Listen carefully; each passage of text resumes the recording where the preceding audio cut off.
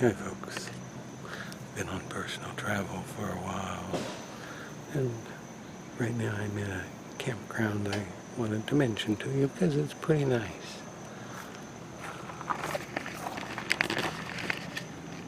I'm in spot 23, but there's easy access to the showers and toilets. There's a lot of people here, but I didn't have any problems getting in. That's my little solo stove. I bought into the solo stove thing, but I did it on my terms. I got the little one, not the smallest one, and that's the plant my daughter gave me. But I wanted to tell you about the campsite. It's Warriors Path State Campground, and it's on Interstate 81.